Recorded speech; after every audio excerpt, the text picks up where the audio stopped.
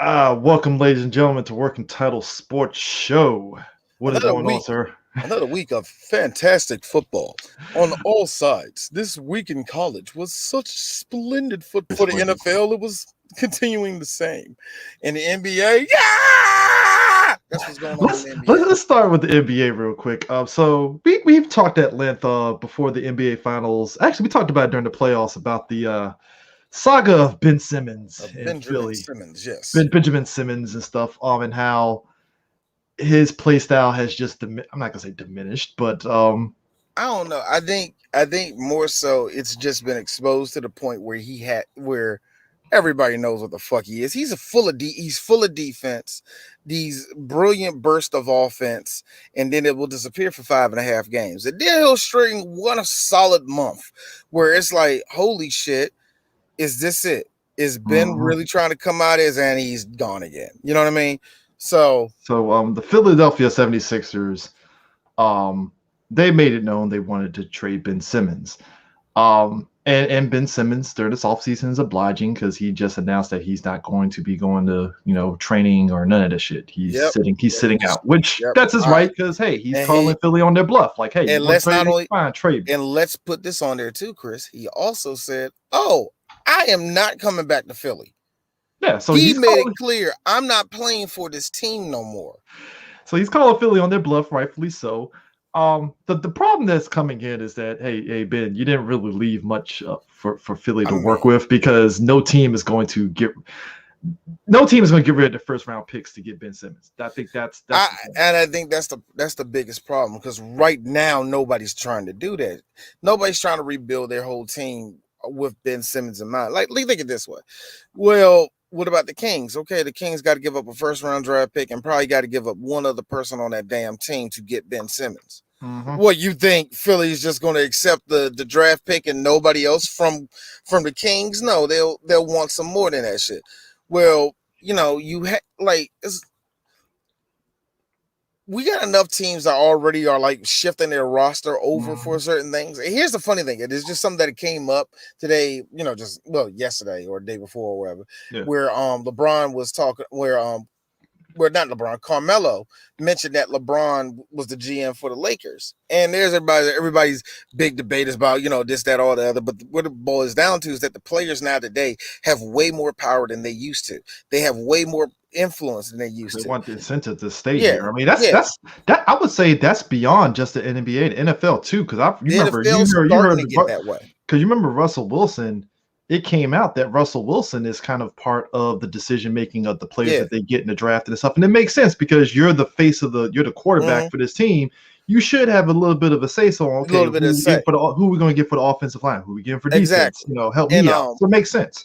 And this is where the interesting part comes in. I bring that up because everybody knows that Draymond was the reason why KD came over to Golden State. The whole thing with LeBron talking to Dwayne Wade and all the rest of that shit. We hear about these little stories all the damn time. I ain't hear shit about Ben yet, and that's actually really amazing because I think everybody in the league knows who Ben is and understand why he's a star. Know what I said? Star. He ain't no damn superstar.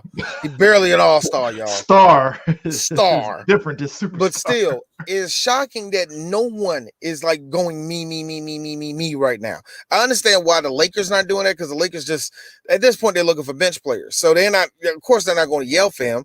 But you're thinking like, well, the Clippers ain't jumped before. Well, the Thunder ain't jumped before. Like no teams is going for him right now. Not even the Wizards. So nobody. I remember I heard talk about the Wizards rearranging shit, but it wasn't going to work. It wasn't going. It was all hearsay. It was all hearsay. You have to do a lot to get Ben Simmons on your team, and I think a lot of teams don't want to get rid of. People don't want to get the King's ransom to get Ben Simmons. There was one talk. There was like, well, him going to Charlotte. Somebody made a good motherfucking argument for it, but I was like, that's still too many people you're unloading off that team.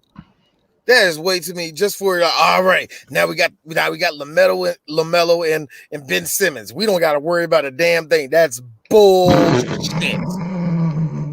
So it's like, I'm thinking like maybe Atlanta could get him if they can afford him. I'm like, Atlanta. They said at one point there was a possible way to trade him and Kyrie there was a window where that could have happened. Oh yeah, that could have happened. That window's way gone. And I guarantee you, if that window was still open, everybody on that team will say no, because I'm sorry, we're going to trade a true point guard in Kyrie Irving for a halfway point guard. And I say halfway because yeah, he is a point guard, but he's 6'10", and still that is a smart.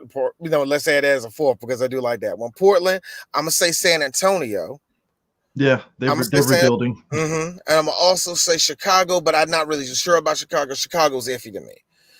And one other place I think they can afford him, but they're gonna have to like unload somebody. But unloading certain people on that team won't hurt it because I think you can keep the two cores. I think the Nuggets will be a good spot. I've heard about that. But here's the thing about that too.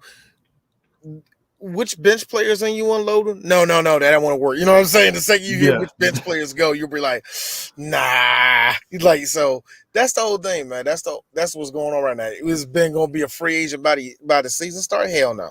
Somebody's going to pick him up, and those teams I just said ain't going to be on the list. I guarantee you, it's going to be a team we're not going to see. It's going to like, I don't see the Knicks doing something extremely stupid to get him. You know what I mean? I just don't see nobody really risking it like that. So I don't know who would do it. Yeah. So NCAA football this weekend was pretty good. At least for me, I watched a couple of them. Maryland beat Illinois, which I was happy with. Which was, oh man, that came down to the end, didn't it, man? Because Illinois had these Bama's the whole. I'm going to say the whole game, but it was a really good back. Good chunk of the game they had them. Yeah, and by the fourth quarter, when Maryland was making their comeback and Illinois get that last touchdown, I was like, man, that's it. And Maryland stayed in it, and then they got close enough, and then they got the field goal. I was like, yes. There was no way. It was like that was another game that I can say it. Yeah, go ahead, Maryland. You're trying to be professional, and I like what I'm saying. I mean, you're trying to be grown up. You're trying to be like the rest of the Big Ten. You know, they're gonna play Kent. They're gonna play Iowa's gonna be the test. So honestly. I'm sorry. Who's the next team they're gonna play? Well, they got Kent after this. You know, here's the funny day. Because I like every team from the MAC conference. They might fuck around and lose that one. I like the MAC conference. They just all those small schools. I like them, but. They got Kent, they got Iowa, and they got Ohio State. That's like the next three games. Ohio State is always the one I always check off as an L, and it just comes down to, well, how bad is the L? Iowa is the team you want to be. Actually, both of them this year. Both of them are good. See, Iowa's good, but Iowa State is just as good. Ooh. No, I said Ohio State. Oh, Ohio State. Oh, we got to play Ohio State? Yeah, that's why I was like, I always chalk that as an L. It's just like, how bad is the L going to be?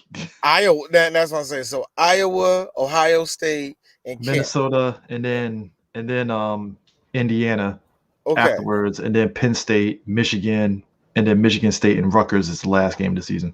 Of course, we get to play Rutgers. So Rutgers. So if you want to know the truth, the ones, if I'm Maryland, they have to win. They have to go in there and win. Iowa State, Rutgers, Indiana. I don't know if they could beat Penn State.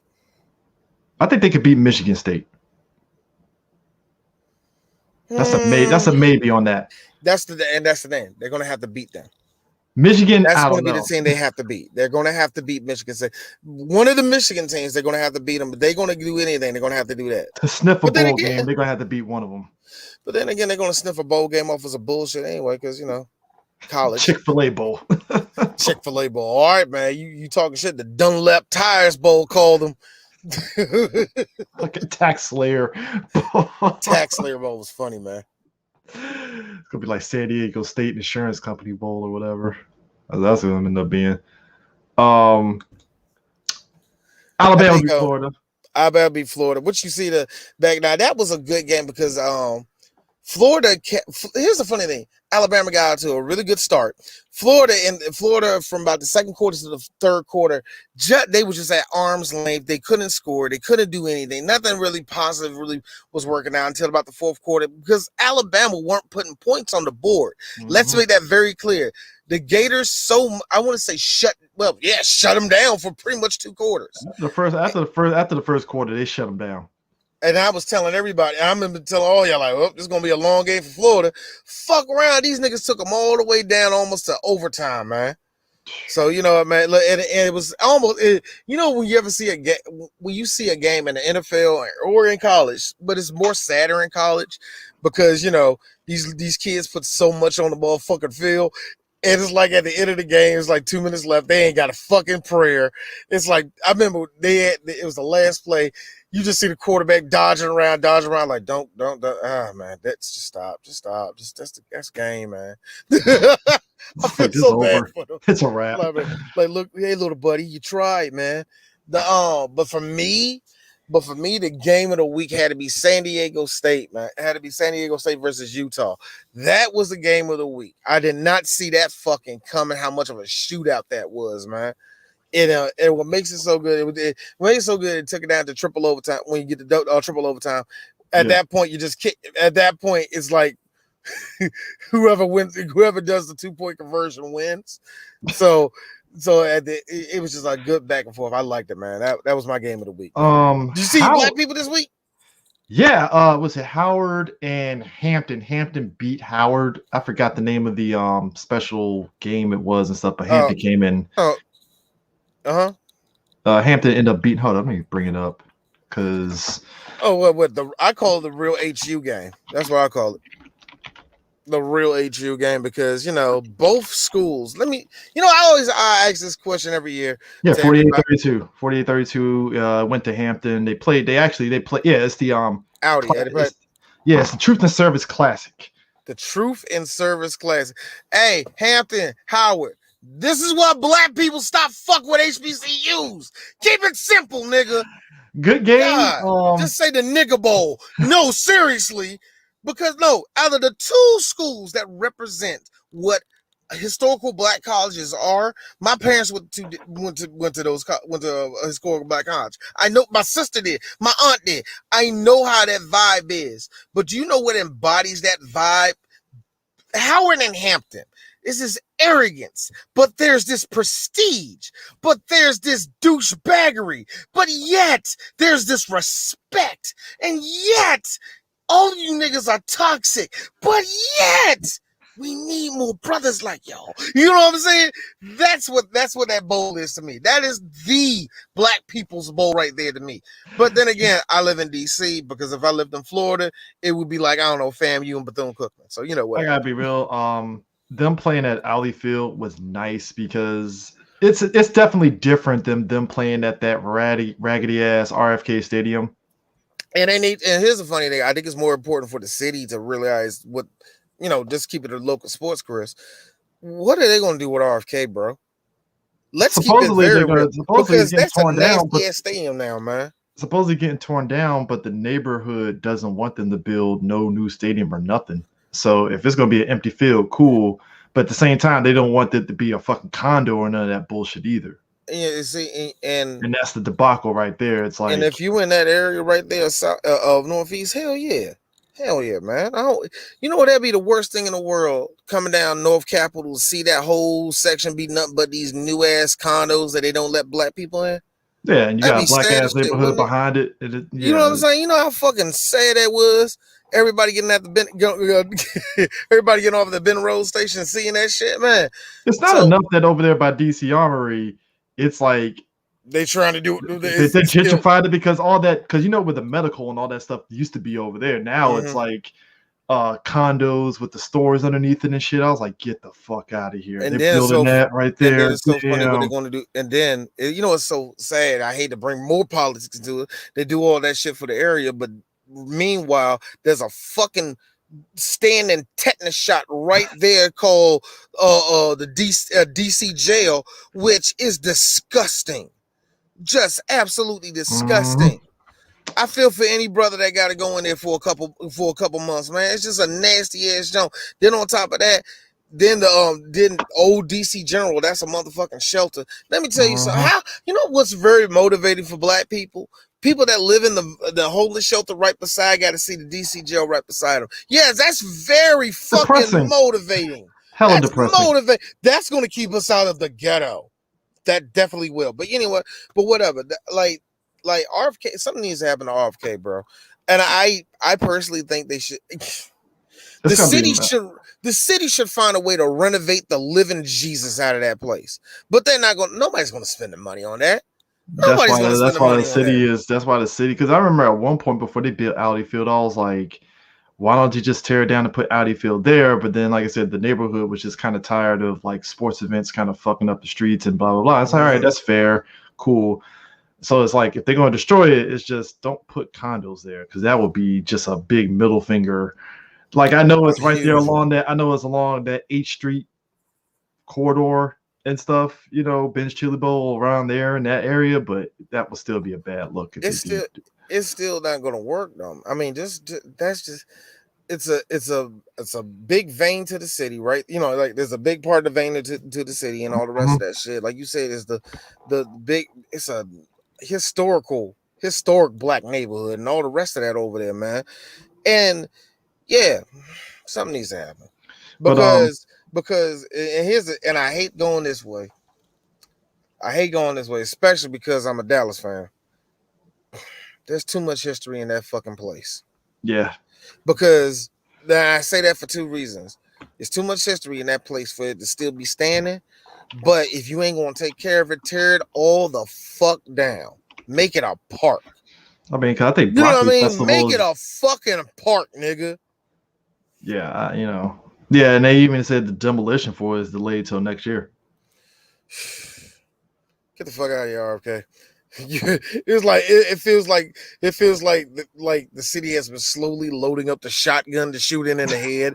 We're going to delay it till next year. All right. It gets stopped because either I know coronavirus is what's delaying it. Fine, cool. But it's always like either some old heads like, nah, I've been living in this city since 1954, and RFK, named after Robert Kennedy, is one of the like. You get that. You get the white people like, no, see, this is gonna look so. And that's where Broccoli Fest was at. And that's Broccoli Fest was actually at RFK Stadium, which I'm like, man, y'all had Broccoli Fest at that ragged ass stadium. Yes, they did. You know what's sad? You know what's so best about that, Chris? So what about all the Stone Soul picnic? Oh, outside of it. You think we going inside that bitch? Nope. Ew. That's why I was like, Godspeed to everybody that watched DC United games in there. I'm like, man. I had a friend that used to work in RFK right before it got really ratty. He was already telling me that. They're like, man, basically the whole upper deck hasn't been used in years. Years, because all respect to DC United, man, but they couldn't fill up they're not going to fill up a stadium. That's why no soccer team in America is going to fill up a stadium. Even if you have a good, and DC United had some banging ass games, all that upper deck was closed. All that middle console was closed, nigga. That's why Audi Field is perfect for them, because it fills it up and stuff, and still, you still got room. But they were never going to fill up RFK compared to a football. I mean, hell, I don't even think the Howard football was filling up the whole stadium. Howard football don't fill up. No, it did. I went to two of those games. I went to two of those games. I've been to a couple of games of motherfucking 5K. But no way. I've been to Howard and Hampton. God, this is like in 2004. It was over there, and the same thing. The lower console was filled to the brim, nigga. What about the upper console? Not a goddamn soul. When the Nationals left that stadium, that was the last time anybody went up into those upper concourses, man.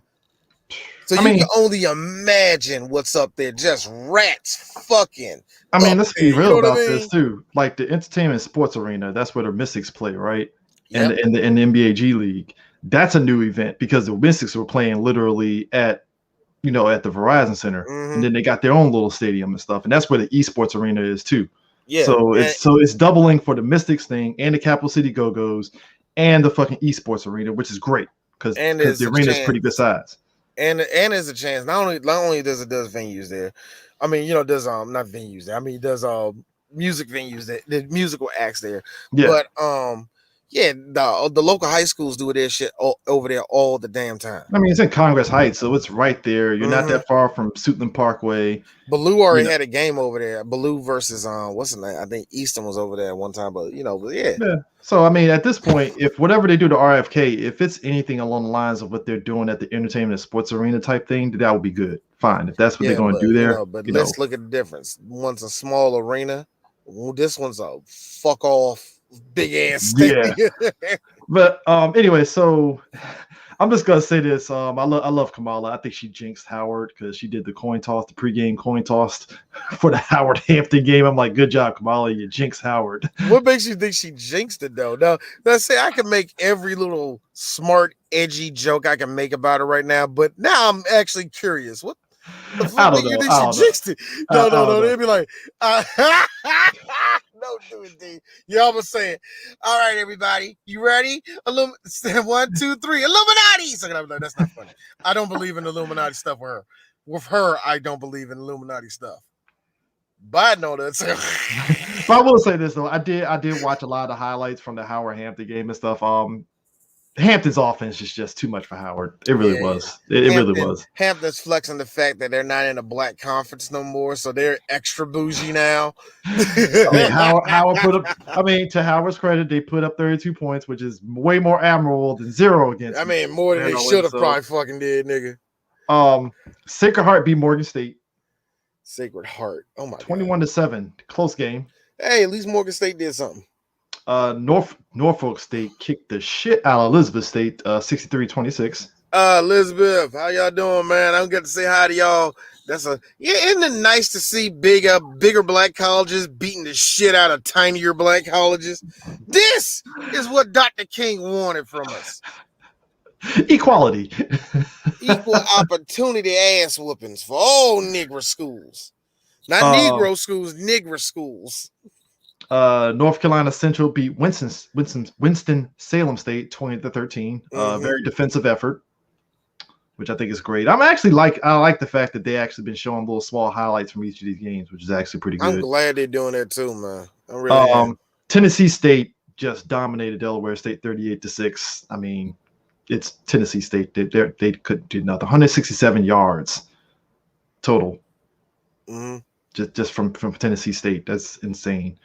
New Mexico State beat South Carolina State 43-35. That was actually a good game. I feel bad for South Carolina State because they done been through 2 tough games in a row now, man.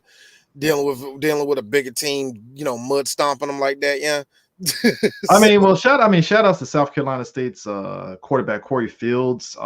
Career day, 352 yards, 4 touchdowns. I've been hearing about him too, actually. I actually been hearing something about him. They lost, but that was a good game if he putting up them point amount of stats. Houston versus Grambling State. Grambling State got the dog shit beat out of them. 45 to Nathan. Jesus.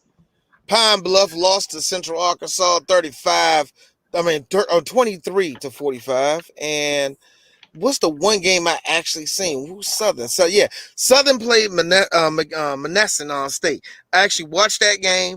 Southern has a legit squad. I mean it. But you let Monessen beat y'all. Come on, man. Sir. Come on, brother. But they played a great game. They played a great game, though, man. Deion Sanders got his first L of the season. Monroe Warhawks beat the Jackson State 12-7. And that's the shit I'm talking about. That's the shit. But actually, what was the score, though? What was the score? 12-7 total. Final. 12 what? 12-7 final. See, there you go. See, I will give him that. I will give Deion that, man. See, I ain't all the way second place. He's like, I ain't perfect. We took a loss. I told y'all we were gonna lose. knowing Prime. When I told y'all I was gonna lose, I told y'all already. Y'all, we would do to lose something. What? Come on, guys, just move on to the next game. I'm like, all right. I mean, for all intents and purposes, it is what it is. I didn't see the highlights for that one, but when I saw 12-7, I was like, Jesus, that must have been a defensive effort game. It must have been, man. But real quick, going back to Southern, I just like to say I'm glad that they I'm glad to see the actual play because I never actually see them play. Every time I see them play, it'll be against like FAMU or something, and they just stomp them or something. I needed a team that was not black to give me what type of a level they're on. You know what I mean? So that was great to see, man. That was great to see. Damn, they kicked 4 field goals. That's how they won. Wow, that's crazy. Man, look, you can't do everything pretty, bro.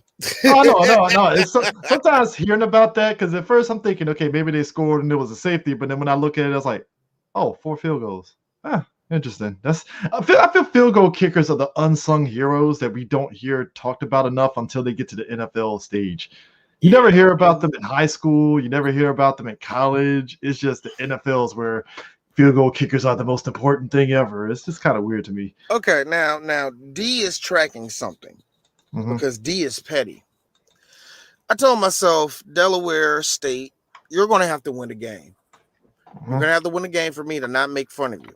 And now the game they did win was the first game of the season where they played Bowie State. Beat them. They beat them 32-24. Now, Chris, I bring this up for one reason. One of the people on YouTube I follow, he puts up all the highlights of the games. He's been putting up a lot of Division II, a lot of FCS football, right? So I got to see Georgetown versus Delaware State, and I got to see Delaware State in all their glory. They some sorry ass motherfuckers, bruh. I forgot Georgetown has a football team. Let me tell you something. Georgetown has a football team, and it's trash. It is one of the worst teams in the Ivy League. It is trash. They are trash. I wonder how many of them get put onto the NFL. My nigga, they cakewalk, man. They cakewalk. Now I know you looked at the score. No, Georgetown didn't have to sweat that game, man. 20-14. Delaware State was giving them the game. Now, D says this. I say it all like, hey, D, why aren't you supporting black college? No. I say this because every time I see y'all, I got to see a trash record. So, y'all lost to Eastern Tennessee. Y'all lost to Eastern Tennessee. I don't even know that Eastern Tennessee had a football team, and y'all lost to them niggas. Well, dude, we talked about the fact that we forget that a lot of these states have small colleges that you probably just blink and you miss and drive past them on the highways and shit that you don't know about. And you know what? And some of these feel like they should be gimmies. Next week, they got Merrimack. Then they got Wagner. Then they got Virginia. They got Lynchburg. I've driven past that college on the way to North Carolina. Nigga, then they play everybody. They don't play nobody in their motherfucking conference until the 23rd of October. Now I'm making a note of that, Chris. I'm making a note of that. The next 3 games is just going to prove to me how fucking trash they are. Can you string together one victory, my brothers? Merrimack, Wagner, and Lynchburg. You have Lynchburg looks like the one y'all should win because they don't even have a logo down here. That's the trap game. I know that's the trap game. Watch that be the one they get their ass kicked. Like Lynchburg 35, Delaware State 0. I'm sorry, fellow Hornet. Am I making fun of you? Because I'm just gonna let you know you're not beating South Carolina State. You ain't beating Howard. Howard got Delaware State dead to rights. Y'all not beating Morgan State. Y'all really not beating Norfolk State. You ain't beating Central. And I'm being real. You're not beating my sister's alma mater, my nigga. That's not You're not beating my aunties and my sister's alma mater, my nigga. You're not beating my nigga Hilton's alma mater, my nigga. You're not beating North Carolina Central. That's not fucking happening. So you gotta string together these 2 out of 3. To shut me the fuck up about your college. Your trash college. Been to that campus, by the way. Ew. So, that being said, to shut D up, I'm going to need to see a victory. You know what? I'll do you one better. Y'all can goose egg the next 3 games. But if you come out and beat South Carolina State, D will bow.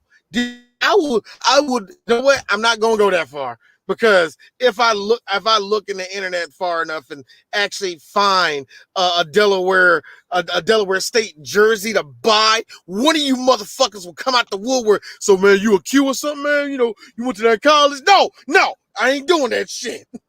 So I'm just Well, saying, you gotta I need prove it for myself. gotta I need prove it for to myself. gotta prove to your big brother, University of Delaware, that you're a better college than them. I'm just saying, bro. I'm gonna need something from Delaware State because I dislike. You know what, Chris? It's amazing. In the 5 years we were doing this, we have seen Morgan State go from trash to hey, at least they can beat a couple teams. That's cool. They're proving themselves. They prove themselves. We've seen improvement. Coppin State is still shit, but for Morgan State, there is legit movement with that squad. There's legit movement with Carolina Central. There's legit movement with South Carolina and motherfucking A&T. We love them. We love talking about them. You know who I don't like talking about? You know what I don't like talking about? You in Mississippi Valley, motherfucking Delaware State. What happened? Look. When I said Mississippi Valley, here all the Mississippi Valley niggas. What the fuck did we do? Nigga, we had Jerry Rice. What did we do? I mean, if you want to talk, Georgetown got mollywopped by Harvard 44-9. And see, that's the funny part. And I said Harvard, but then again, Harvard always had the football team. I mean, is it Harvard or Princeton that they be having the pro players? Well, Princeton and Harvard. I think they both do. I think they both bring one or two people. Anytime somebody brings up Princeton and Harvard football, I just think back to school ties from the old school football where they wore the leather helmets, and that's how I think of football. I'm sorry, I see it too. I'm sorry. I just think back to old timey football when I think of them too. I don't think of gridiron, rough, out there grinding it out nowadays. I think of 40-year-old niggas playing for colleges. That's what I think of. Yeah, Holy Cross, I forgot, has a football team, and I'm like, oh, that's right, they do have a football team. Same with New Hampshire. New Hampshire would, yeah. New Hampshire where I got, like I said, but seeing some of these smaller colleges, that's when it got me. I'm like, man, I got to see Weber State. Who was a Weber? No, I got to see Stony Brook get their heads crushed by motherfucking Oregon, and I thought to myself, what the fuck did Delaware State do? I'm done. Yeah. I'm done ragging on the niggas, man. It is what it is and stuff. Hold on, let me bring up Big Ten real quick. Other than Maryland, because Maryland beat Illinois, Oklahoma beat Nebraska. I expected that. I didn't get to see the highlights of that game. I wanted to.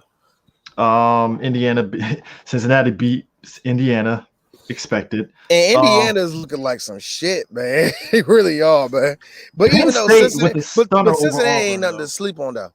Yeah, I mean Penn State with the stunner over Auburn because Auburn had them niggas scared for a hot minute. Yeah, I didn't get to see the clips of that one, maybe. Yeah, they had them dead to rights, man. I know that much. Notre Dame beat Purdue. Expected that. Michigan State stunned Miami. I didn't know what he said because I really thought Notre Dame was going to lose. Was going to not give up the whole game, but slip up and let them back in the game. Nope. Fourth quarter it took over. So, Michigan State. I did not know Miami was actually ranked because Michigan State stunned them 38-17. I'm sorry, Miami being ranked. Oh God, that just reminded me. Florida State hasn't won a game yet. They have not. Nigga.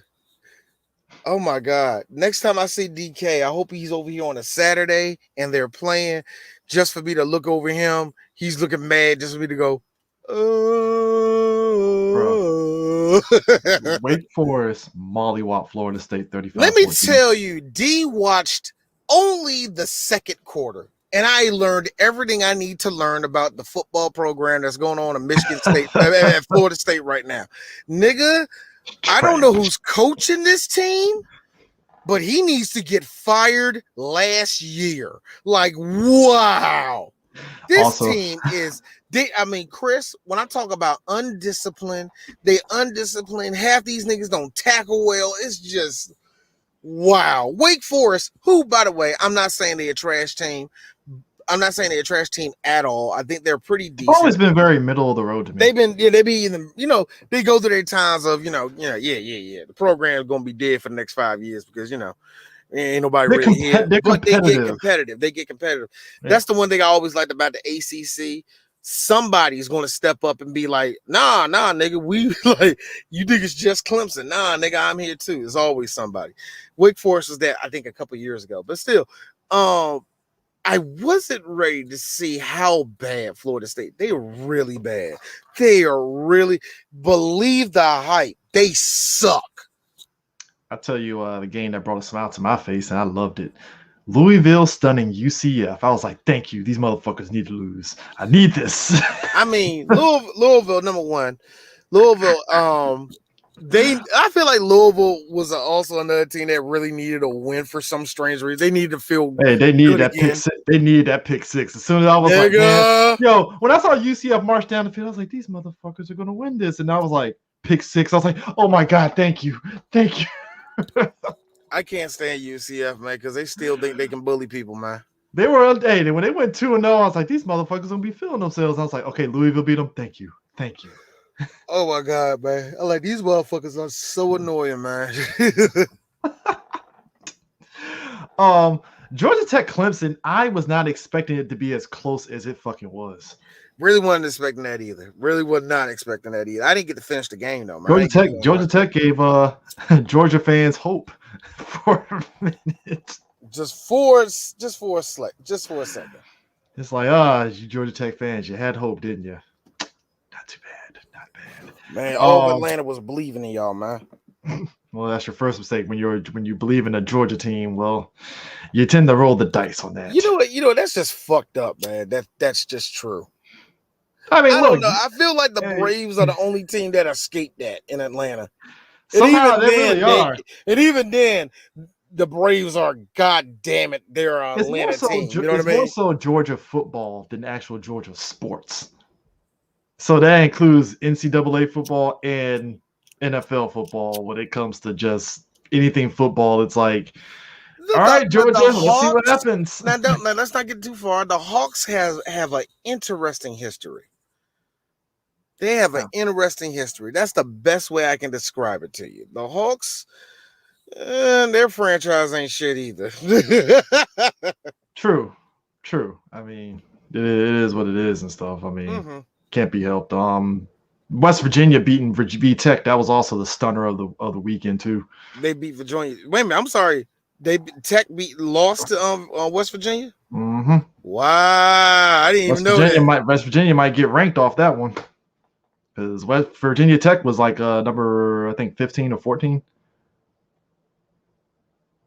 So man, I didn't know. Like, here's the thing that also get me about that though. You say that, but I was like, well, Maryland beat them the first week of the year. I don't know, man. I don't know how far they get busted down off of that shit. Should have beat us. I get to say that. and then I love how Jose and them. I give them credit though. Texas just spanked the shit out of Rice 58-0. Man, Rice. I had to ask that question. Y'all niggas school got a program? I thought y'all just made a whole lot of astrophysicists and shit like that. Like, let's be real. That's so far the season. That's the story of their season, getting mollywopped because Houston the previous week beat them 44-7. And Rice is just there to exist. I feel like who is coming out of Rice to make y'all say that y'all need to stay in Division I football? You know what it is, D? After all they divvy out the budgets for the school. And it's like $15 left, and it's like, all right, give it to the football team. It's amazing. It's amazing. I'm gonna have to get us to do an episode where we're talking about that 30 for 30 about Texas college football. Nigga, it's mind blowing how much talent left the state of Texas, man. It is amazing how much of a fight it was to get these kids to go to schools, man. It's toxic. Yeah. I mean, Texas football period is like an institution. It seems. I mean, Friday Night Lights is just a surface level from what I'm hearing of what Texas football period is like. That's just one part of Texas football. It's more. But so wild about that story about Friday Night Lights was I was talking to my boy, the coach, and he was telling me when he was in high school. Everybody heard about that team down in Odessa. Everybody heard about them. They were like these motherfuckers were like in the movie. They didn't really show how fucking dominant they really truly were. The movie just gave you lip service, like, oh, they're dominant. No. He said you need to see how these niggas kicked everybody's ass. So it was like, yeah. So because the movie made it seem as though they were underdogs. I'm like, You sure about Well, that? Because I heard the movie made it seem that they had like the trials that they had was just like Texas school trials and shit. Yeah. You know, like because I'm looking at it like I go to Surrattsville. We ain't never on this level. like these niggas got professional people work. That's how serious football is in the state of Texas, bro. I think I told it multiple times. Me driving through Texas on the way back from California, like to see how serious that shit is. To go to every small town, no bullshit, folks. To go through every small town and see they have like legit stadium-esque stuff for football that you can see off the highway. It is like insane. It's insane. I like, and all this is for, you know, it kind of goes into that idea of there really should be like a motherfucking, like there should be real different leagues out here, and all the rest of that for football shouldn't just be the NFL. But I don't know, man. It's just weird, man. NFL, like the NFL is like, nah, we don't want to be like, no, don't make us like the world at all, nigga. It's like we don't want this. We don't want this at all. Nah, we're the big dog. Fuck it, go to Canada. Yeah, they're pussies. That's the way they treat it, man. I hate the NFL doing that shit. I really feel like they need a real true minor league, a California league, a Ohio league, a fucking Pennsylvania league, a Texas league. I mean, Pennsylvania and Texas alone would just shit. If you do if they did a California or a Texas league, I guarantee you, it will be some of the most amazing shit. Like these niggas is really trying to get into top flight football. You know what I mean? Yeah. It will be awesome. But you know what? Whatever, man. Money. On the WNBA side, the Mystics are officially out the playoffs. They got eliminated by Liberty. Mm-hmm. So now the playoff standings are actually locked in. You know, it is going to be Connecticut, Las Vegas, Minnesota, Seattle, Phoenix, Chicago, Dallas, and New York Liberty rounding out number 8. This is gonna be a decent playoffs, man. I don't know who the clear favorite is because I haven't been really paying attention to the girls this year. Probably Connecticut, but it's probably gonna be Connecticut, man. I mean, it is what it more is. More likely. Yeah. I mean, hey, miracles can happen, you know. Yeah. I'm surprised it ain't the LA Sparks, but I forgot LA Sparks is rebuilding and stuff. So but still, man, like I didn't like this year WNBA. There hasn't been too much. I want to say this: the girls are still voicing their opinions and shit. They're trying to really get some attention on that league, man. It is hard. It is hard, man. I've noticed that, man. I just like this year.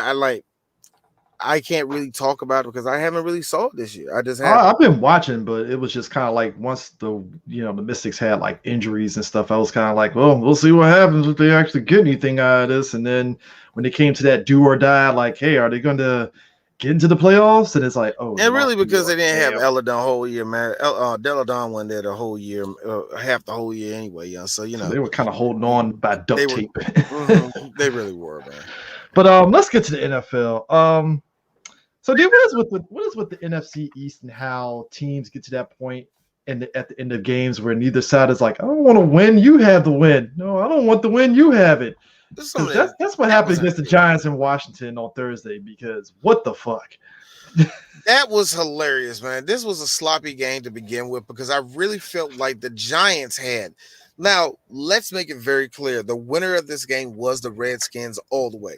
Washington had this game the entire time. And then they let the Giants creep into the game. And this is the funny part, though, Chris. I can accept that. You let Daniel Jones creep into the game. I can accept it because it fell into what I knew about both teams.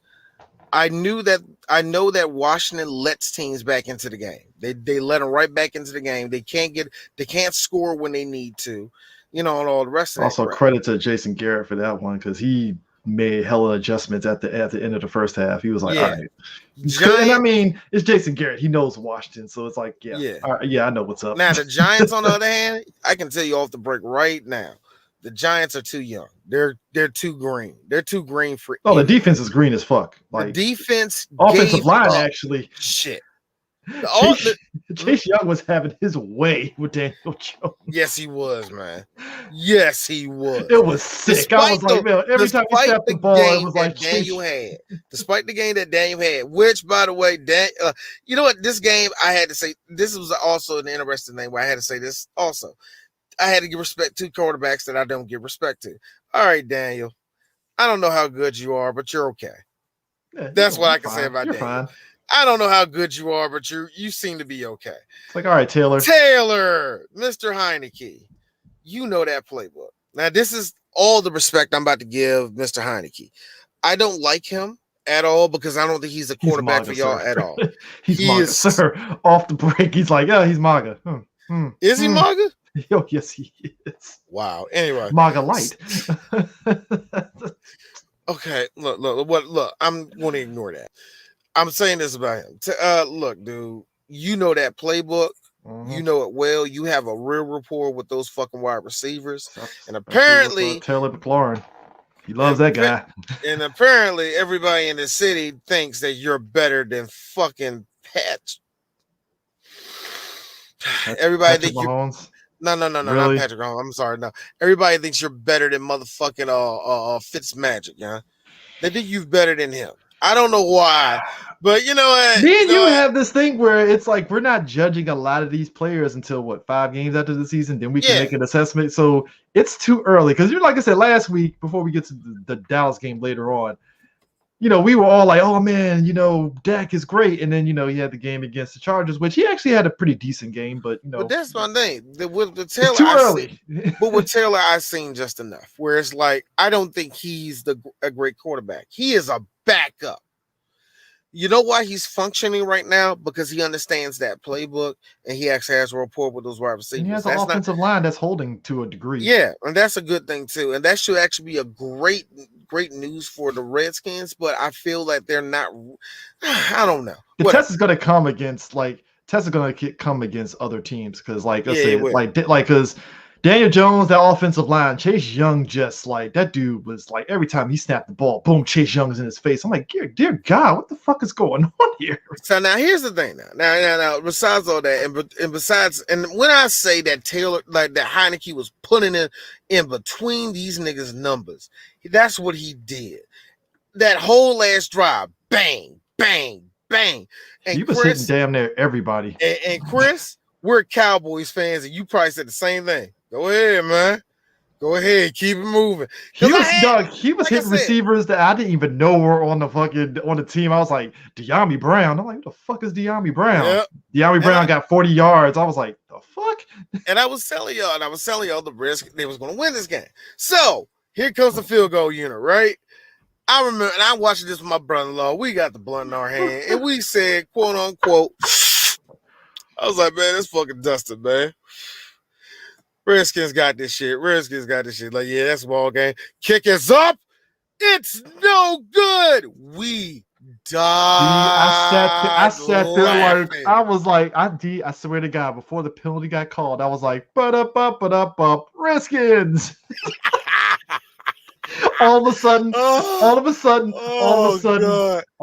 when I heard Troy Aikman says, "Hold up, there's a flag on the ground," I was like, "Get the fuck out of here!" Boy. At first I'm thinking, okay, maybe it's on Washington offsides. Nah, fucking Giants defense said, and homie jumped. And this is the thing. This is the thing that got to my dad because even my dad was baffled. He was like, "You're a defensive lineman in the middle. What the fuck do you got to jump across the line for?"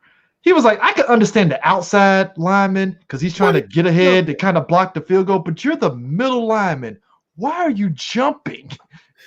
Oh, my God. I told him that like that. You see the Redskins game? He like, sorry. Everybody on the Giants is sorry. Each and every one of them. Because look, that's the funny thing. I agree. As a whole, Washington, you did nothing wrong. I think y'all played the game y'all had to play. You played as good as you could. Now let's flip that over to the Giants. Y'all are disgustingly bad.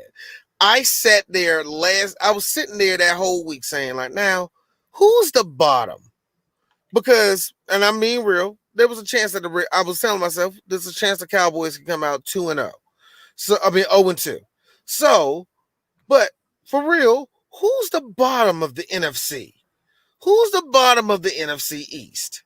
I mean, because it's the Giants. Let me tell you what it Giants. You 0-2. Yeah. Let me put it to you this way, and this is just D. The way I feel, and I'm not even flexing too hard. I feel that this Cowboys take 2 steps, Washington, take one more step, Philly, take a whole city block, the Giants.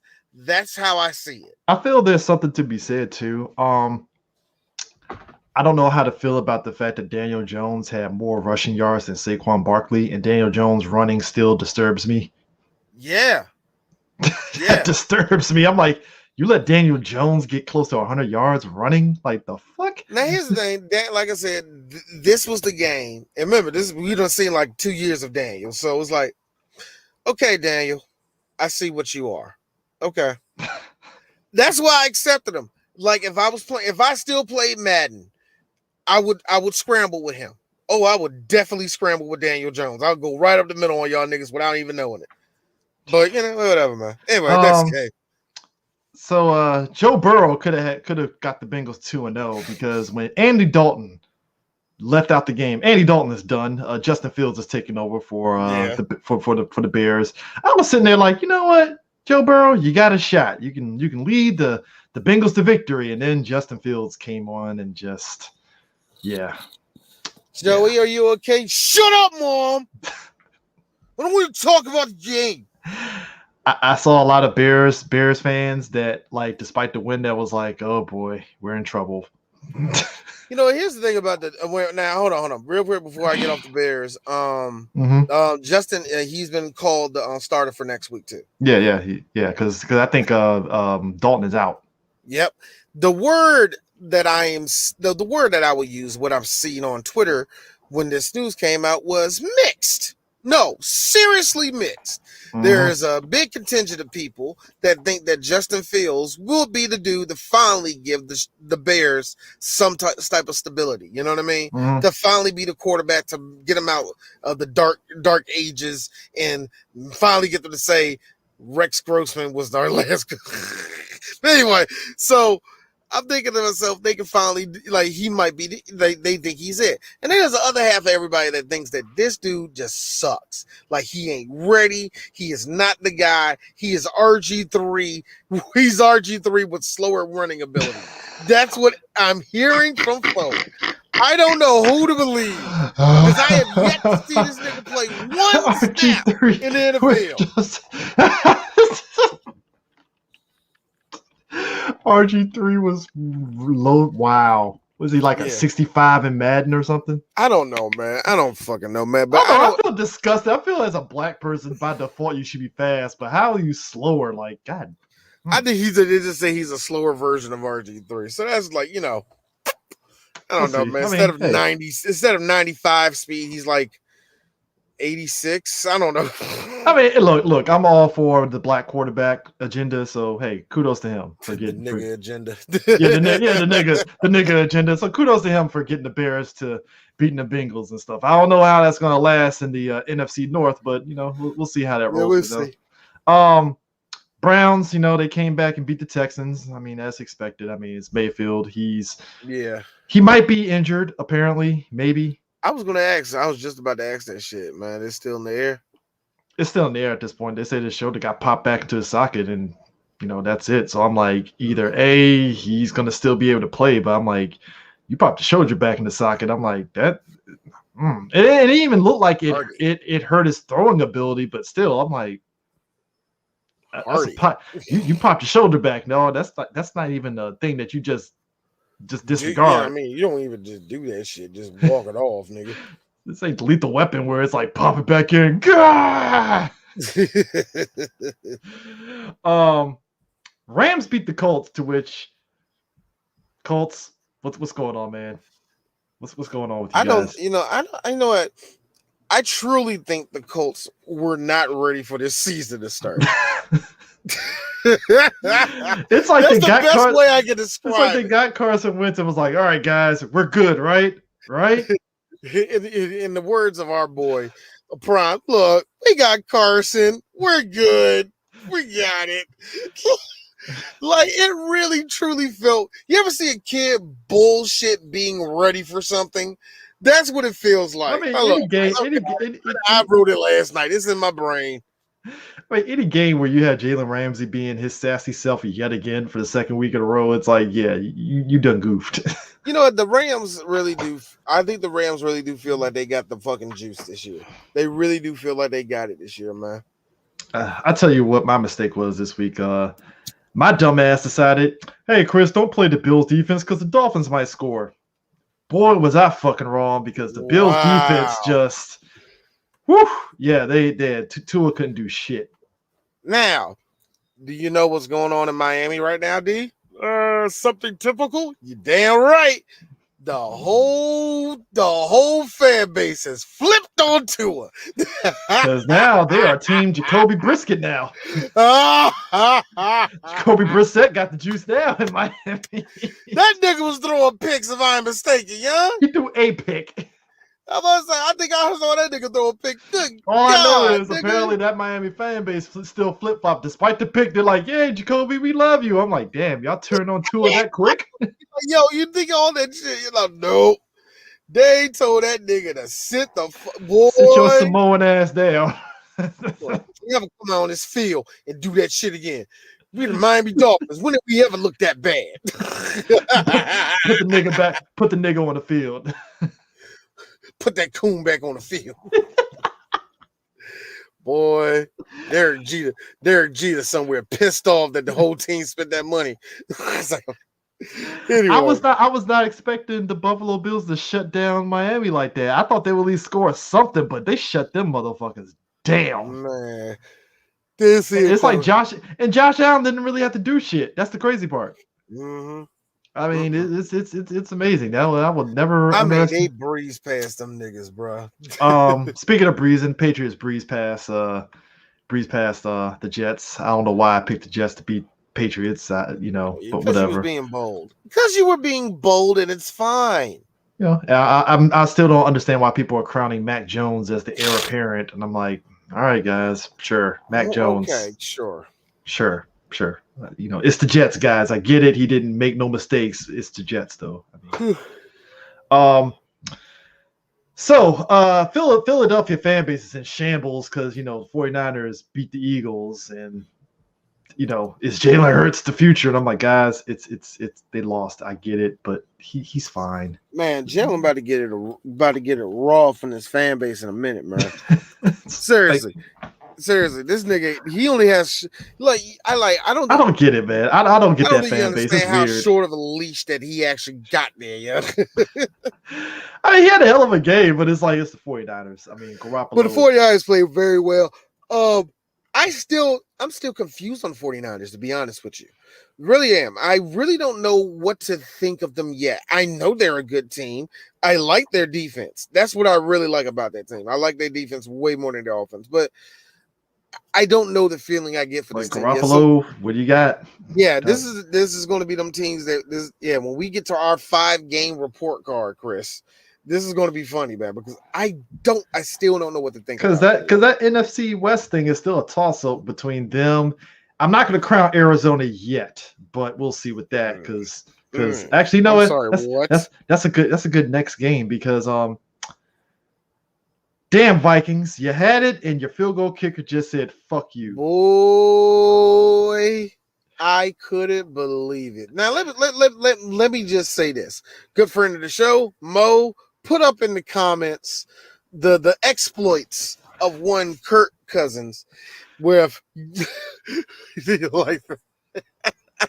I mean, this man pulled the comeback out of his ass. Yeah. I mean, the Vikings look good. They stuck with it. They stuck with the Kyler Murray is another person that I wish I played in the other fantasy game because he had a huge fucking game. Oh, man, he had a good game for me, man. I actually had him in mind, man. I mean, God, yeah, he would have netted me like 75 points alone off that shit, but Kirk Cousins did the damn thing, and then just the field goal kicker just said "fuck you," and I mean, what the fuck? I mean, Chris, I saw the video you put up and laughing. I was the same way. Like, what the fuck? It was. It was gone. Hold on, was that your dad that said any other person get fired or some shit? My dad said, and I quote, he gonna walk back home to Minnesota. Yeah. He's sorry. He fired, and the person that told him to kick probably fired too. Yo, I was cracking up when I saw that. I'm like, no, these kicks. Oh my God, man! To be a kicker in the NFL. Yeah. Speaking of which, the woes of the Jaguars continue because Teddy Bridgewater came in there and said, "Not today, bitch." Oh my gosh, man! Jaguars just going to be getting their ass kicked for a while. They're gonna, do you? I'm gonna call it right now, D. I mean, do you agree with me? I smell 0-6, 0-17 season. Nah, no, ain't that bad. And you don't call those until we get to the okay. If they go 0-5. I smell 0-17. Boy, don't do that.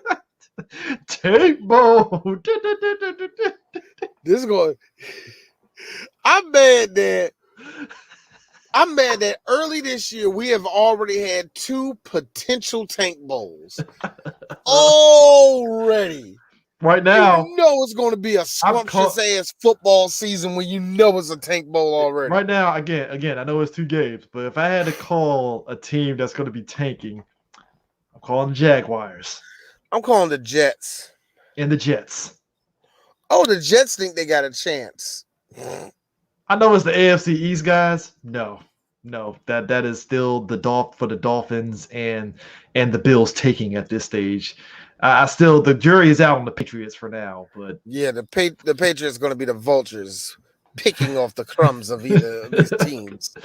But yeah, the Jets and Jaguars are in close running for the tanking and stuff. Speaking of which, Jameis Winston got brought down to earth by the Panthers. Yeah, who knew? Of all the teams to be the Panthers look pretty good right now. And who knew that Sam Darnold was a halfway good quarterback? I don't like it.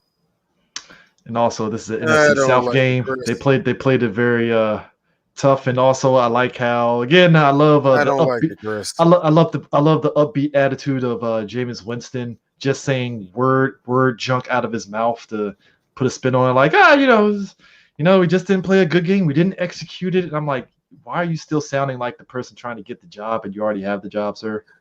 Nah, he sound like I'm Brendan Fraser.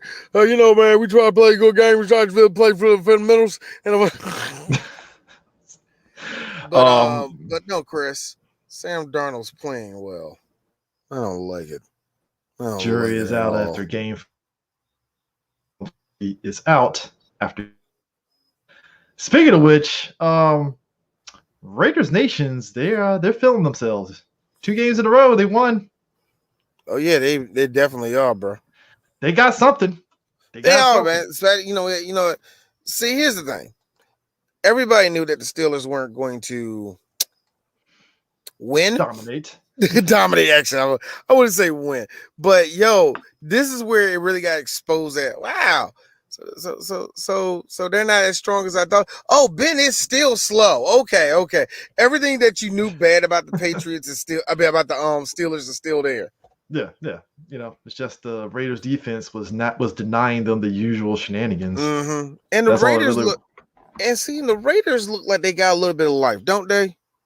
I mean, hey, Carr is actually about to say Brandon Carr. Yeah, is it Brandon Carr? Derek Carr. Derek Carr. Yeah, Derek Carr. He's showing life. It's weird after the 2 games. I think it was Joe Buck and Aikman that were talking about the whole MVP talk, and I think Buck was like, it's a little early to sit there and start saying MVP talk. I get it. Hey, you're happy for your quarterback, but it's a little early for that, guys. Like that's what it really is, man. Bring it in. And also, I think what it is with Derek Carr, people just want to see him do well because he deserves it. Something. We don't like Gruden. There'd be a F you to Gruden because Gruden don't like him, and which is kind of true, but I don't know. Whatever.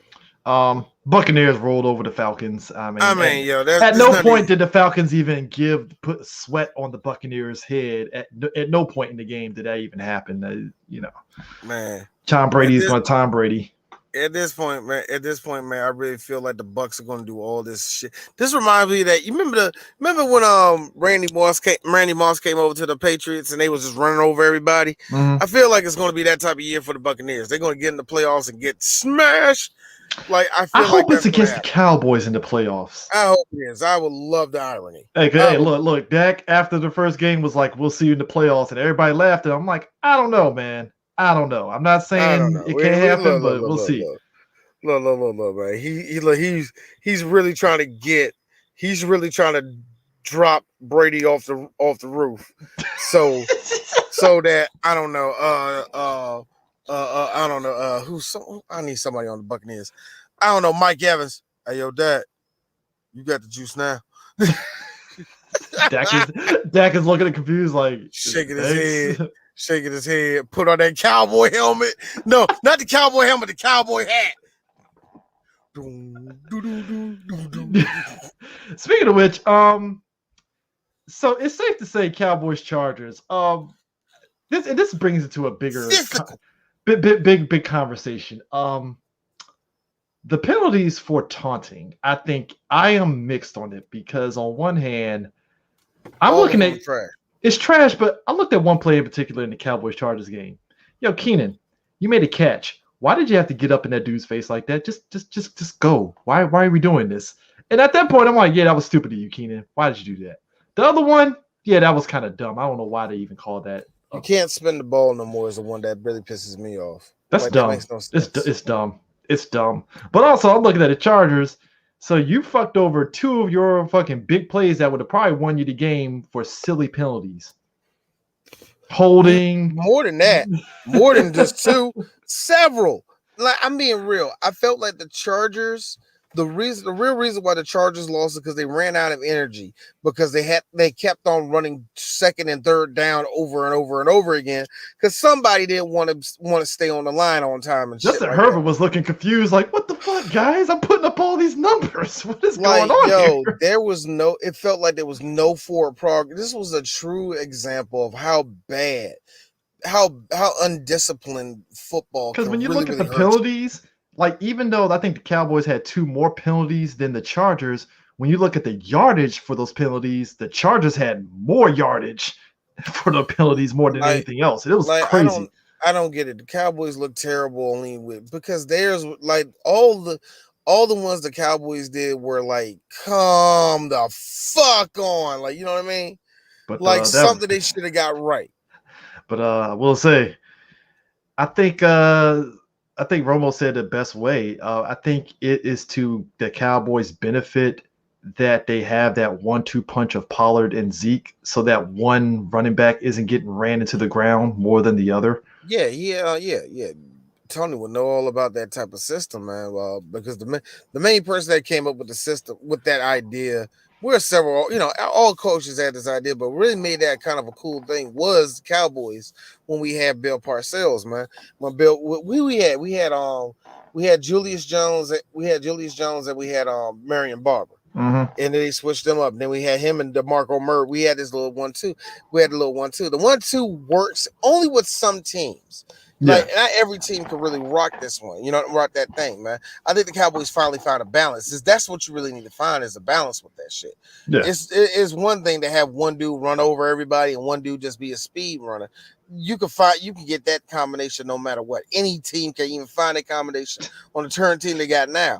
But it's how you execute that shit and all the rest of that shit. So also, I like how at one point Cowboys got fancy and had CeeDee Lamb run the ball, and I'm like, this nigga is fucking fast as shit. God damn. Man, CeeDee Lamb is like CeeDee Lamb is proving the reason why he was just so I wouldn't say CeeDee was one of those people that was going to get under nobody was really looking at in the draft, man, but it really feels that he dropped lower than he should. And I think that's his little chip on his shoulder, man. Like, for real, I wasn't a number 3. Okay, fuck all of y'all. Like, I really feel like he has that type of energy. I ain't say he got the ability, but he truly, truly has that type of energy that you want in your number 88. You know what I mean? Actually, real quick, Sean Hill posted up, bring back the Dirty Bird. No. No. Actually, yeah. Got to. But bring it back. But bring it back because I mean, it ain't gonna help y'all win anything. Speaking of which, hey McCarthy, I think this is the first time that everybody was looking in confoundment in the last 1 minute of the game, where Romo was like, "You gonna hit a timeout, guys? What's going on, man?" I was like, my dad was like, "So what are y'all doing?" Like, what the fuck? I don't know. What do you want me? Why are you looking at me? Dude, even Dak was looking around like, "We're gonna call a timeout. All right, let's get back. Let's line up. All right." And I'm like that was what's going weird. on? You didn't run it up the middle and try? What the fuck? Yeah, Romo was like, guys, you got like 20 seconds left. Get closer. Like, I don't feel safe. You can definitely get, like, Tony, like, you could definitely get closer. I'm not sure what Mike McCarthy's doing. So here we are. Here we are. 5 seconds left. Zerline comes out. I have never 57-yard field goal. Now, and this is not D trying to flex like he's the best person in the room. But this is what happened. My dad was like, "That's like for 57 yards." And I said, with all confidence, because I've seen him do it before, "Oh, yeah, Greg can hit that." D? That's not what D's worried about. I told y'all. I thought they were going to ice the kicker. No bullshit. I thought it wasn't even the ice the kicker that worried me. What worried me is that Greg Zuerlein he does have power, like a power kicker like that. But here's the thing about Greg Zuerlein: he's an accurate kicker, meaning that he is going to tuck that shit in. So he gives you heart attacks when he kicks, is what D's trying to tell you. All I'm saying is, D, this felt like the ending to the sports movie where the person puts all their money and life savings into this one play and they're sweating bullets. Talk about a nigga, you want to talk about a motherfucker that had confidence. Number one, Greg knew he had that shit. And number two, Mike was like, "My nigga got this shit." like, I don't like Mike McCarthy. And I have to give him credit for this shit. How you think I feel? D, let me tell you how worried I was. I didn't eat any dinner until that field goal went through. Boy, I was nervous as shit. I was like, I'm not eating nothing. No, I'm waiting for this game to be over. Nervousness. You know what got me, Chris? I'm sitting there confused. Like, I was confused too. This makes sense. I don't know what's going on. Because again, I'm going off last week and I'm like, Zuerlein missed some gimmies. You believe him on this 56-yarder guy? It was so funny. Early in the game when he got an earlier field goal, right? It was like a 30-yarder, right? Yeah. I was telling my dad what I just told you about Greg Zuerlein. Like, I like Greg. He's actually a pretty damn good kicker. This, that, on the other, yada yada yada yada yada yada yada yada yada. Now let me tell you something, Shaw. This motherfucker missed this field goal. He getting the hell up out of Dallas right now. You know, Jerry Jones got the paperwork written up already. You know how quickly we get rid of. Look, it was so funny because my dad's cousin was in the room too. He a Cowboys fan too. This nigga was cracking up. Like, do you know how quick we get rid of kickers in Dallas? He was dying. Like, yup. Like, Jerry would have got him the fuck up out of there. Jerry had the paper draft. He already had it drafted up for another kicker like it. This nigga. And you know Jerry up there with them ghoulish teeth of his smiling. Now I'm gonna tell you, Greg, I actually respect you as a kicker. You have been working in the NFL for years. But I'm gonna let it be known. I'm gonna fire you like I fired one of these tar babies on my team. I will not fuck around and kill you. I will fuck around in your fucking career. You hear me, yes, boy? Mr. Jones. Yes, Mr. Jones. You fucking right, Mr. Jones. Now get the fuck out of my room. Italian piece of shit. Zuerlein. I don't think Zuerlein. What's that? Is that Polish? It might be Polish. I don't want to say. I don't want to say Jew. I don't know. Whatever. Polak piece of shit. So I don't know. You know, whatever. You know, just the way that racism only Texans can do, nigga. But anyway, so but yeah, I was telling everybody, like, if he missed his field goal, this motherfucker off my team tonight. So that was the funny part, Chris. None of that ran through my mind on that last field goal. Because I said very confidently, he can hit that shit. Oh, when he kicked it, it went through. I was like, oh my God. I was telling y'all, it had just a little bit more to go through too. I'm like, Greg can hit that. Because at my back of my head, I was like, I don't know if this team is ready for OT against the Chargers. I really don't. I think the one thing, because of all this is the one thing that was really telling for the game though. This is a real big telling part of the game for me. Zach Martin and Tyron Smith, both these 30-year-old niggas, their rickety knees and all, stood the fuck up. Had They a wonderful opened game. So many holes for Had fucking Zeke and Tony. It was ridiculous.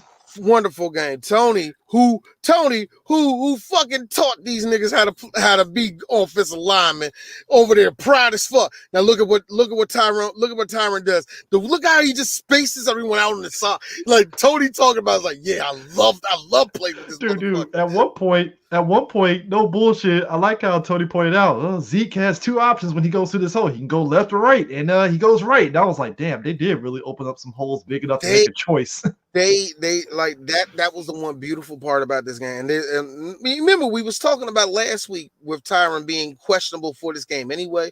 And on top of that, with Zach just being Zach, he's getting old. We know Zach is getting to that point where his body is just not holding up like he used to be, man. He's getting slow and all the rest of that shit. You know what I'm saying? Yeah. But you saw the game he had out there, and every Cowboy fan tell you that's the shit we're talking about. Mm-hmm. That's the reason why that motherfucker's going into the Hall of Fame. This nigga's a beast. Now, to be fair, also to the Cowboys defense, they stepped it up when they had to. They had to. I felt that a lot of the penalties came from them, and actually, I don't know where a lot of them came. A lot of them came from offsides. The one of them was a defensive. I think it was pass interference. One, like, oh yeah. Speaking of which, I was with Tony on tour. That was like, yeah, that was like the Chargers got away with offensive pass interference twice in that game. But it's like, what you going to fucking do? Game over anyway. But but Trayvon Diggs and Curse, they definitely stepped up, and Van Der Esch too.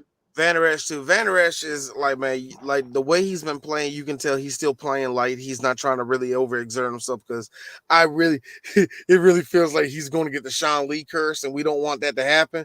So I need Leighton to take it as slow as he can to make sure, because this boy, he's still a monster out there. But more so than anything, I will give it up to the Chargers, because the Chargers, they were having an excellent game. Joey Bosa didn't go as nuts as I thought he was going to. Bosa didn't, just because he had to deal with these two motherfucking hog mollies up there.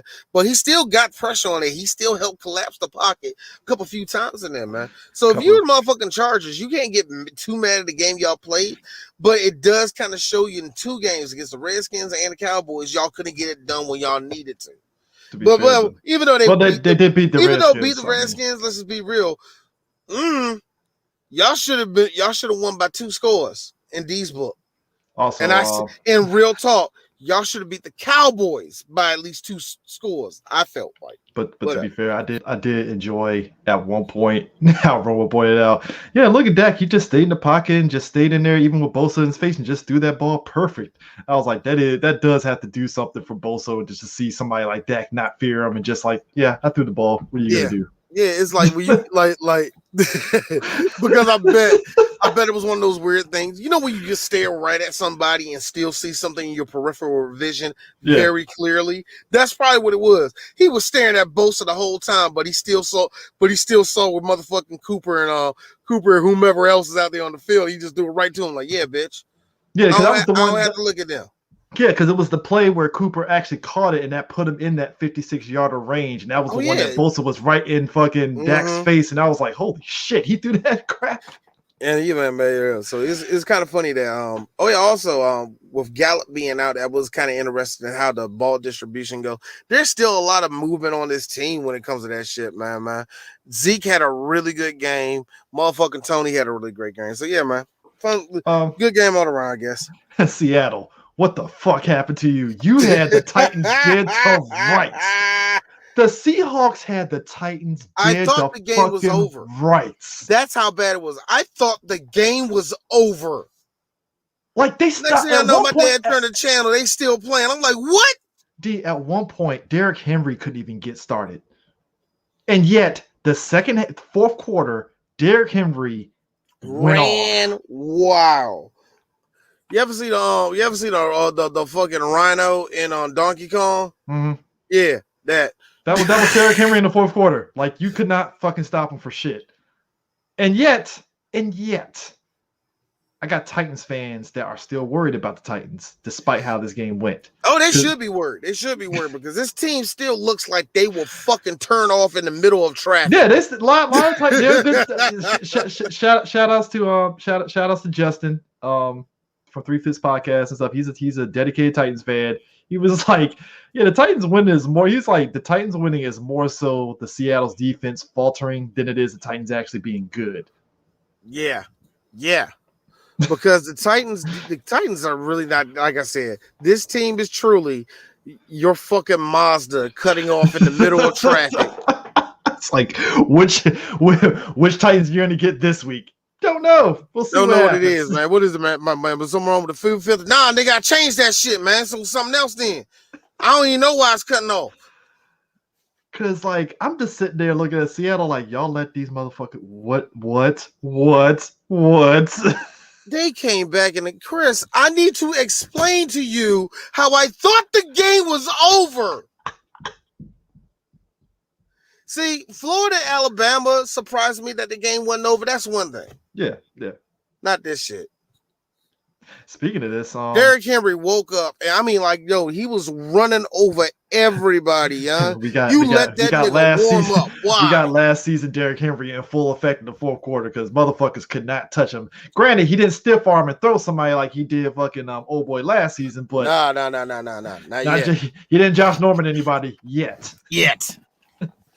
Speaking of which, I said before the Chiefs-Ravens is either going to be a blowout where the Chiefs is going to roll over the Ravens or it's going to be close. And I am happy that it was close because holy shit, that Chiefs defense could not stop fucking Lamar Jackson for shit. And correction, could not stop the run game of the Ravens more so than anything else.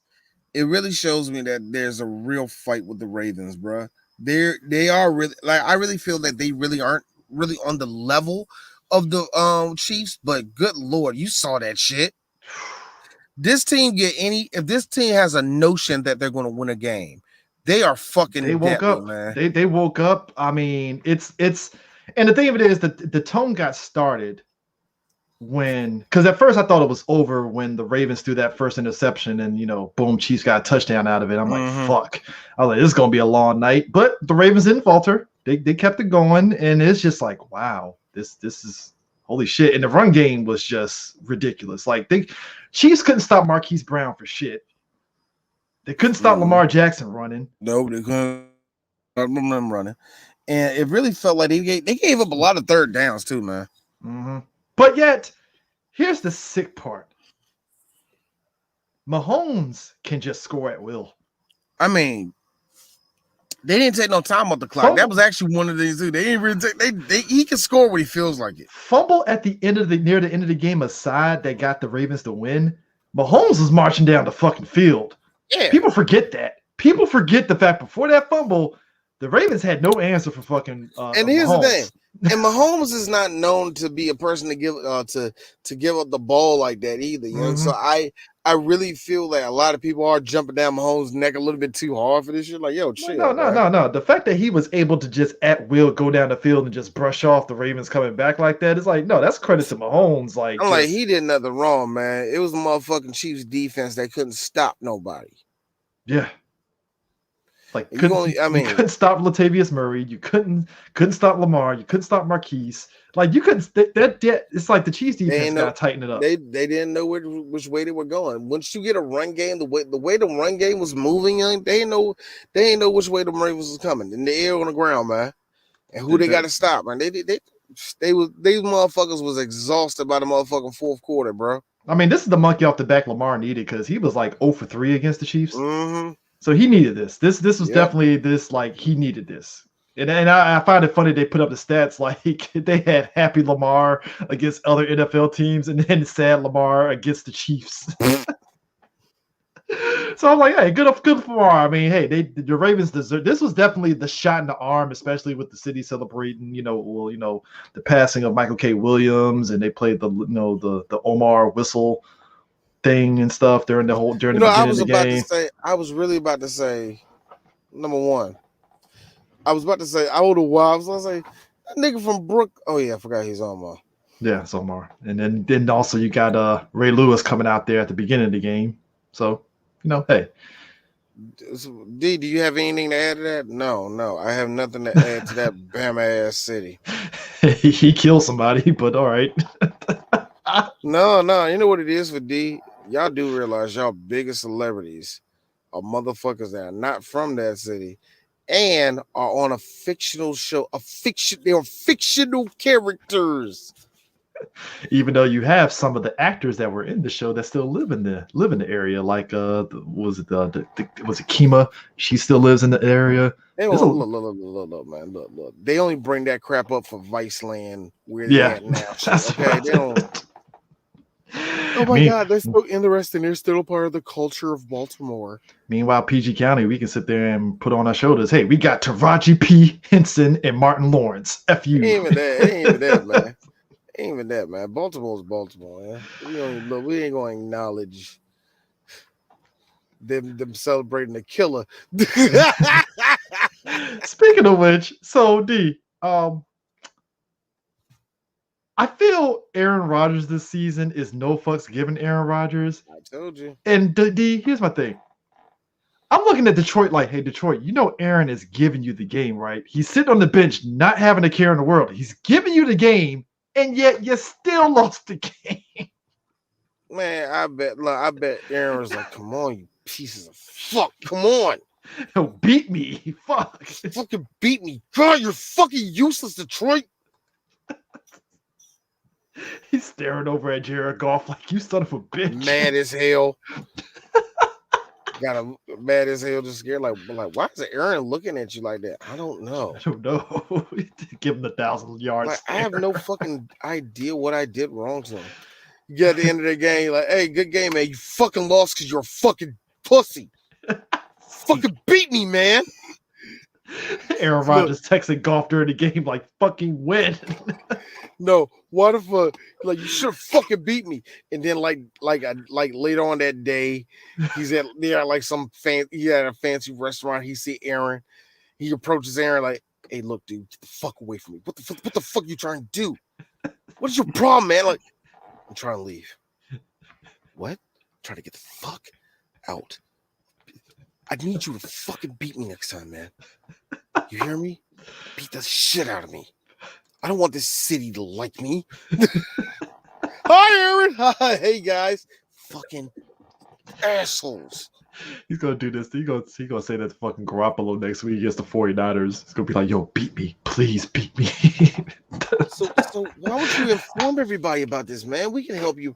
Oh, hell, I know Jimmy would like to know. Don't fucking tell Jimmy. Don't give him the satisfaction that he's helping me, okay? It's like, the defense is weak on the right. Just throw to the right. Wait a minute. If you're not going to tell him, why didn't you tell me? I thought you would fucking get the hint. Wait a minute. So you like me? Yeah, I like you. Really? Yeah. Oh, thanks, man. Yeah, I really do. You're talented. But you don't like Jimmy. Fuck him. Swear to God, he's going to look at Taylor Heineke when they play Washington like, guy, I gave you the game. What are you doing? He's like over there, like. So who do you like? So Dak, I think he's okay. Daniel Jones, fucking douchebag. Wilson, like Russell Wilson, he's a fucking cunt. Kyler Murray, he's a nice guy. Tom Brady, really nice guy, man. You know what? I really like. You know what? That whole time we had a beef, he actually thought I hated him, and I was like, dude, I like you. So that was cool. It was fucking cool, man. Carson Wentz, he's a fucking homo. Yeah, I know, right? All I'm saying is, I look at that game and I'm just looking at Detroit like, yo, you let Aaron Rodgers second half for some reason was like, fine, you don't want to win? Fuck it. I guess I got to win this game. Win. Shit. Like I told you, that's going to be the year for them, man, where Aaron Rodgers is completely checked out. And yet, this team wants him to win. The post-game interview, even with the smile, it looked like a guy that did not want to be there at all. Was he blinking a Morse code? I don't know. I can't tell. He spoke in Spanish, D. That's all I'm saying. That's out of character of Aaron Rodgers. Oh, he spoke Spanish because you knew that would piss off all those people, all the good people of Green Bay. It's like, this guy supports immigration rights. Get him out of here. He said Spanish. I think he's part of a cartel. Hey, Hey, that's Canada. We're close enough. Wait a minute. Speakers. All right. No, I can't do it. I can't do the accent. Anyway, but yeah. Anyway, so week 3 starting off. Let's I'm go, actually glad we're doing this before the Thursday night game. This is great. Panthers Texans. Oh, the Panthers is going to win this one, but I do see the Texans trying, man. I do actually see them trying to go for effort, trying to get some identity. So, but nah, I think the Panthers get away with this one, man. I'm going to go Texans on this one. Mm-hmm. Washington Bills. I'm going Bills. If their defense plays anything like they did last week against the Dolphins, that's going to be a long day for Taylor. Bills. Yeah, Bills. Oh, this is going to be a good one, too. Bears Browns. I'm going Bears. Browns. All right. Mm-hmm. Ravens Lions. Ravens. I thought this was going to be your upset of the week. What was my upset last week? You had the Lions beating Green Bay. That was my upset? Yeah. That couldn't be my upset. Whatever. Anyway, go ahead. Colts Titans. Colts. Oh, Titans winning this one. I don't got the Colts. Like I said, I don't think the Colts are ready, man. I really don't think they were ready for the season to start. Chargers Chiefs. I think that's going to be a good game. I'm going Chiefs. But I think it's going to be a good game. I really think it's going to be a good game, but if the Chiefs are scoring at will, then it's definitely going to go Chiefs. Definitely. I got the Chiefs. Saints Patriots. I'm going Saints. I want to go to I really want to go with the Patriots in this one. You believe in Mac Jones? No, I don't. I'm gonna go to Patriots though. Why not? In the this is gonna be a shit show. Falcons Giants. I can't make heads of this shit. Wow, this already is a tank bowl. Wow. I'm going Falcons. Fuck it. Falcons. Fuck it, Falcons. Falcons, definitely Falcons. AFC East, AFC North game, Bengals Steelers. Whew, Steelers. I think the Steelers. Yeah. No, I ain't got nothing to add to that. Going Bengals. I go Bengals. Oh God, this is gonna be a shit show. Cardinals Jaguars. I'm going Cardinals. I might start Kyler Murray that game in my fantasy. Cardinals, yeah, definitely Cardinals. Yeah, I might start Kyler Murray in that fantasy game against the Jaguars. Hopefully, it doesn't bite me in the ass. I don't think it will. God, Jets, Broncos. Dolphins, Raiders. Oh yeah, Raiders, but I want Raiders. I think I'm gonna go Dolphins. Yeah, I'm going Dolphins. No, Raiders. All right. Buccaneers, Rams. I'm going Rams. That's gonna be that's gonna be a good game. No, Bucks. Oh, really? All right. Yeah, I'm going with Bucks. Seahawks, Vikings. I'm going Seahawks because they definitely are gonna get their revenge from last week's dropping that game against the Titans. Yeah. Seahawks. Packers, 49ers. Man, I'm going for the Pack, but no, 49ers. I'm going 49ers. Monday night game. That's going to be a good game. Dallas, Texas, first game at Texas AT&T Stadium. Eagles, Cowboys. I'm going Cowboys. Of course, the Cowboys, man. This will be a big game because it's a rival and all that good shit. 2 black quarterbacks going head to head. It's going to be great. And it will be really great to see where the Eagles are at, man, because I think this is going to be their real big test to see, what type of statement they're trying to make this year. It's really the test for both of these teams. Both teams, really, yeah. As it stands, this is kind of the test of who's going to be the dominant force of the NFC East. Yep. Pretty much. Because right now, I remember before the season, a lot of people were saying Eagles, Cowboys are going to be the team to beat out of the East. And Washington might, pull an upset possibly. We'll see. But Eagles, Cowboys were definitely the top 2 out of the East for a lot of people. So this definitely is going to be the test of who's going to come out of this ahead and who isn't and stuff. I think that's going to be a really good game. I'm actually happy that's a Monday night game. Yeah. Definitely. So that should be great. Yeah, I think that's it. There was no F1 of race this past weekend, was it? No, there wasn't. It will be this week, but I have no news. Okay. MLB playoffs are starting to ramp up. Definitely. I don't know if you know what's going on with that.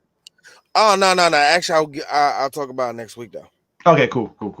Because I know I think we talked the last episode about how both our teams are like officially done. Yeah, I have how some of the shit that was going on, but I'll definitely have something about next week. Yeah. So, but yeah, I think that's it for it. Lastly, I had to put this up there. We as fans forfeit the next 5 seasons to rebuild. I'm sorry, what? Now, Sean is a Falcons fan. I had to put that up there. Oh, get out, man. Look. It ain't gonna be 5 years. Y'all be back in a year and a half. Yeah, I give it a year and a half. You'll be back. I mean, it is. Unless Matt Ryan just decides just to crash as a quarterback. That'll just be sad. Yeah, it is what it is and stuff. Oh, real quick. Joe LaCobb, that's what I meant to say. He got fined $50,000 for his comments about Ben Simmons. Apparently, it violates the NBA's anti-tampering rule. Okay. Wait a minute, the dude that dropped that story? Yeah, apparently, like it violates NBA's anti-tampering rule. Because basically he said during an interview that the Warriors would be interested in getting Ben Simmons and stuff. Oh, yeah, and I didn't know that violates a rule until I heard about that. I don't know how that tampering law really goes, but I know you probably can't. I know you can't say it in a public. I know. Yeah, he said that. Yeah, he said that in public, like in an interview, and I was like, oh shit, damn. Well. Yeah, 50,000. I'm pretty sure that's a drop in the bucket for him. Yeah. But still, that's just kind of funny that he just outwardly like, yeah, we love to get Ben Simmons. Why would you say that on TV? Oh yeah, and also shout outs to Usain Bolt for basically telling Sha'Carri to step her fucking game up if she's gonna talk shit. More or less. Shut the fuck up. Basically, shut the fuck up and train. That's it. Like all these Jamaican girls we're paraphrasing, but he's right. It's like, hey, these Jamaican girls ain't fucking with you. Yeah. You just shut the fuck up. Train before they run faster than you. I know you like Carl's Jr. They don't. It's like, hey, if you're gonna talk to shit, hey, you gotta train hard. And hey, look, like I said, we've said multiple times, hey, Sha'Carri, just train hard, cool, do what you gotta do, but step your game up. So, but anyways, next week we're definitely gonna be going full blown into MLB football. MLB football. Wow. MLB football. Baseball. Goddamn. MLB football. And also, hockey season is about to slowly approach. Hockey season is one of those sports that it slow walks the fuck out of everybody. The way it just pops up. Yeah, next month we're starting up training. It's like what? And then also we started up. Yay. Then also you putting up NCAA basketball starting up. I was like, fuck, that's right. It is starting up. The fall is starting to come, sir. It's all the sports is just coming together. It's like, oh man, there's so many sports is happening. Dog. This sounds disgusting when I say all sports coming together. Ugh. Anyway. It's like all lives matter or some shit. I said, never mind. All right, cool, man. We're done. But anyways, we'll catch you guys next week. Peace out.